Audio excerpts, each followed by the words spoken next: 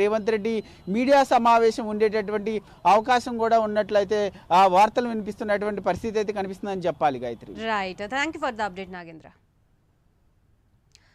నాపై దేశద్రోహం కేసు పెట్టారు, ఎంపీ పదవిని అనుభవించకుండా చేశారని ఉండి ఎమ్మెల్యే రఘురామకృష్ణరాజు ఆరోపించారు. నాపై తప్పుడు కేసులు పెట్టి హింసించిన పోలీసు అధికారిని జైలుకు పంపాలి, వైసీపీ నాయకులకు మాట్లాడే అర్హత లేదంటున్న రఘురామకృష్ణరాజుతో మా AP bureau chief Raju face to face మాట్లాడదాం. సార్, మొత్తానికి ఎంపీ రఘురామకృష్ణరాజు గారు ఇవాళ ఎమ్మెల్యేగా అసెంబ్లీలో అడుగుపెట్టారు. సో ఎలా ఉండబోతుంది 5 ఏళ్ళు?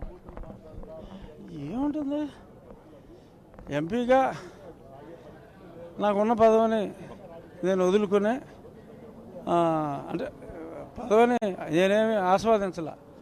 నా పదవి అంతా ఉన్న చైర్మన్ పదవి ఇదంతా కూడా పోరాటంతోనే సరిపోయింది. ఇప్పుడు అట్లీస్ట్ పోరాడాల్సిన అవసరం ఉండదు అన్న ఆలోచనలో ఉన్నాను కాబట్టి నాకు ఆనందంగా ఉంది టు దట్ ఎక్స్టెంట్. ఓకే, గత 5 ఏళ్లలో కూడా మీ మీద చాలా కక్షపూరితంగా వ్యవహరించిన పరిస్థితి.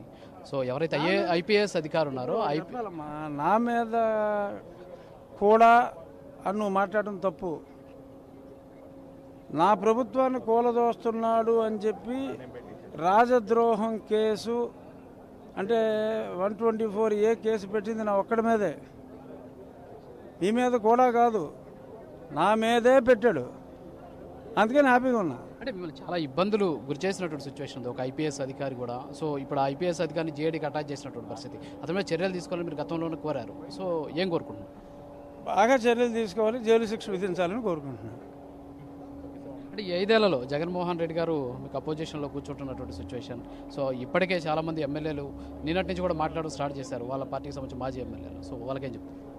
ఏముందంటే ఇప్పుడు వాళ్ళ మాజీ ఎమ్మెల్యేలు మాట్లాడటం వాళ్ళ ఫండమెంటల్ రైటు, దానికి సమాధానం చెప్పాలి మనం. సో మొత్తానికి రఘురామకృష్ణరాజు ఒకటే చెప్పడం జరుగుతుంది. సో గడిచిన 5 ఏళ్ళుగా ఎంపీగా పోరాటం చేశాను, సో ఇప్పుడు ఆ పోరాటం ఉండదు అనేటువంటి సంతోషం ఉంది. అంతేకాకుండా తన మీద రాజద్రోహం కేసు పెట్టారు, సో చాలా ఇబ్బందులు గురి చేసినటువంటి పరిస్థితి. సో తన మీద ఎవరైతే ఐపీఎస్ అధికారి కక్షపూరితంగా వ్యవహరించారో అతన్ని అరెస్ట్ చేసి జైలు శిక్ష విధించాలని చెప్పేసి కోరుకుంటున్నాను. ఆ మేరకు ఫిర్యాదు కూడా చేశానని చెప్పేసి రఘురామకృష్ణరాజు చెప్తున్న పరిస్థితి. కెమెరా పర్సన్ ఉదయ్తో రాజు, ప్రైమ్ న్యూస్ అసెంబ్లీ. రైట్, ఇవి బులెటిన్ అప్డేట్స్. నమస్తే.